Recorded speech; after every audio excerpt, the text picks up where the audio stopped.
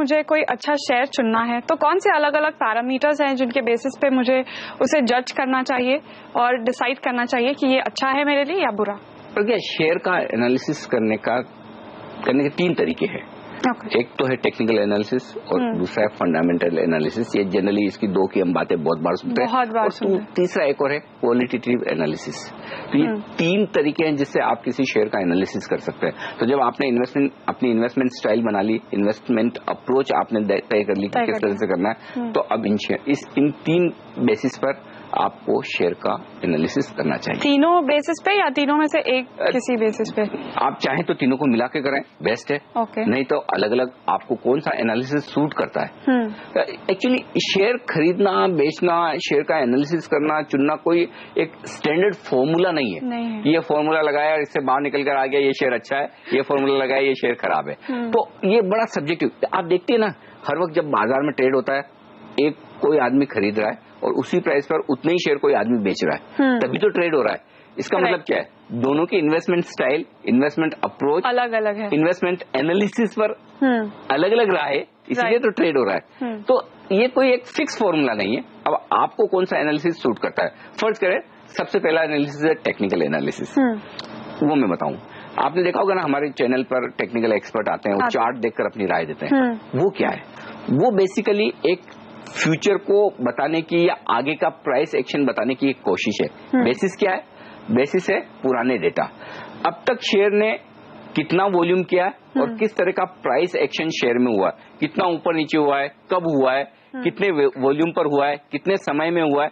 ये चार्ट पर पुराने डेटा को देखकर आगे का फ्यूचर प्रेडिक्ट करने की कोशिश टेक्निकल एक्सपर्ट करते हैं। बहुत लोग बोलते हैं कि ये पोस्टमार्टम है, डायग्नोसिस नहीं है, क्योंकि पुराने डेटा के बेसिस पर आप आगे का फ्यूचर प्रेडिक्ट करने की कोशिश करें। लेकिन ये अपनी एक इन्वेस्टमेंट एनालिसिस की स्टाइल है। लोग ऐसा करते हैं, गलत नहीं। लेकिन हाँ, टेक्निकल एनालिसिस यहाँ पर उस बात से कोई खास फर्क नहीं पड़ता कि शेयर के फंडामेंटल कैसे हैं, कंपनी अच्छी है या बुरी, क्योंकि यहाँ पर सिर्फ और सिर्फ प्राइस और वॉल्यूम एक्शन देखा जाता है। तो ये ज्यादातर उन लोगों के लिए ठीक है जो ट्रेडर हैं, इंट्राडे या फिर पोजिशनल ट्रेड कर रहे हैं या शॉर्ट टर्म के लिए कर रहे हैं। उन इन्वेस्टर के लिए ठीक है जो किसी शेयर में लंबे समय के लिए एंटर करना चाहते हैं। तो वो टेक्निकल एनालिसिस के बेसिस पर, चार्ट्स के बेसिस पर ये पता लगा सकते हैं कि वो कौन से लेवल्स है जहां पर हमें ये शेयर लंबे समय के लिए खरीदना चाहिए। तो इन्वेस्टर्स के लिए एंट्री और एग्जिट पॉइंट के हिसाब से टेक्निकल चार्ट पर थोड़े संकेत मिलते हैं। लेकिन अगर आप ट्रेडर हैं तो फिर आपके लिए टेक्निकल एनालिसिस मस्ट है,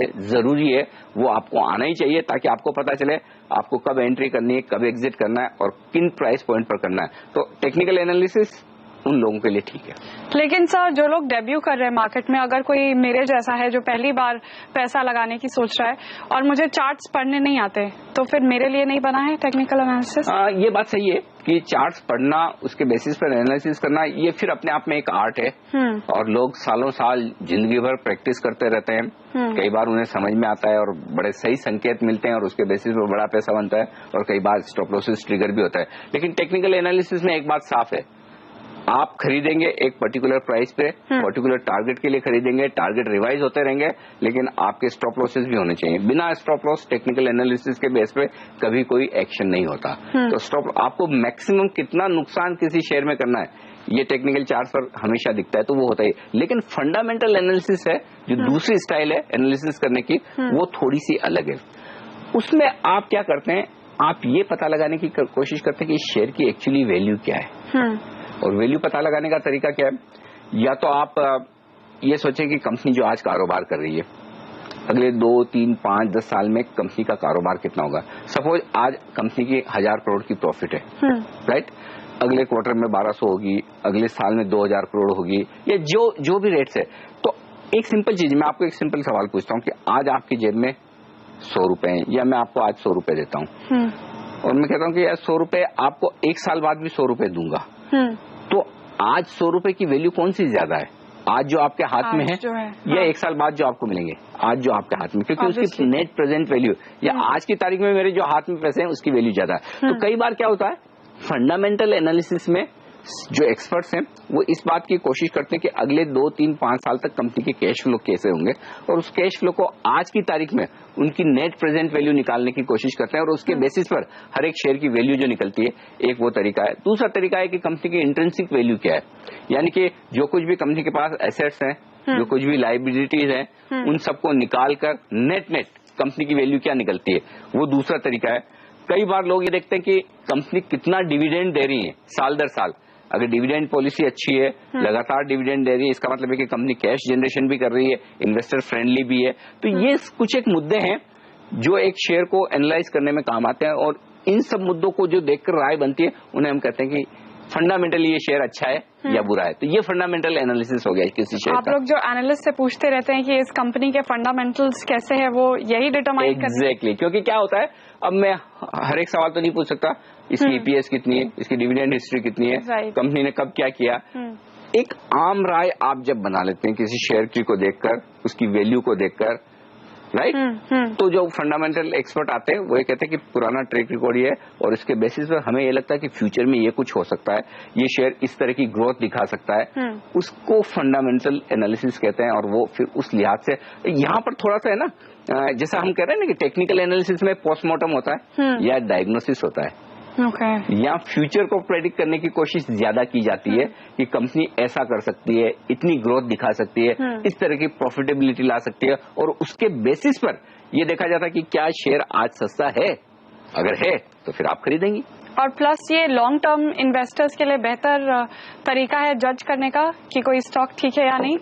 उसके लिए क्वालिटेटिव एनालिसिस किया जाता है, जो कि तीसरी अप्रोच है। तीसरा एनालिसिस है, टेक्निकल आपने समझा, फंडामेंटल आपने समझा, क्वालिटी। अब क्वालिटी क्या है, ये बड़ा मुश्किल काम है। किसी को कोई चीज में क्वालिटी दिख सकती है, किसी को लगता है कि बड़ी खराब है।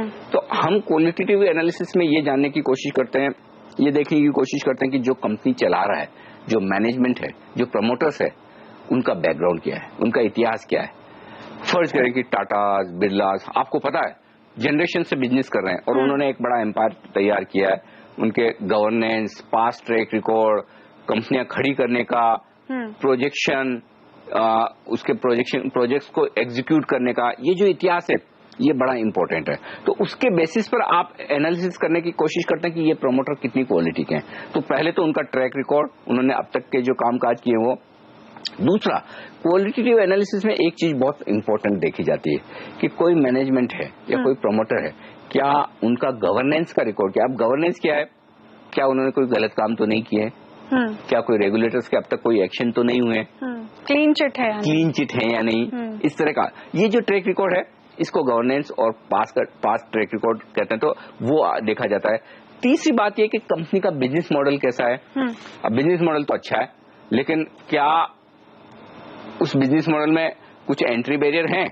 से सपोज आज आप कहें कि मैं एजुकेशन का बिजनेस शुरू करना चाहती हूँ, लेकिन आप कर रही हैं, मैं भी कर सकता हूँ, कोई और भी कर सकता है, तो कंपटीशन बढ़ेगा। जैसे मुझे लगे कि यार प्रज्ञा तो बड़ा प्रॉफिटेबल बिजनेस कर रही है, ये बिजनेस करना तो बड़ा इजी है, कोई भी कर ले, तो वो बिजनेस मॉडल कैसा है, उसमें कंपटीशन कितना आ सकता है, उस बिजनेस मॉडल में अगले 2, 3, 5 साल के लिए रेवेन्यू विजिबिलिटी क्या है, ये कुछ एक क्वालिटेटिव एस्पेक्ट्स हैं जो आपको देखने होते हैं। दूसरा ये कि वो इंडस्ट्री कितना ग्रो कर रही है।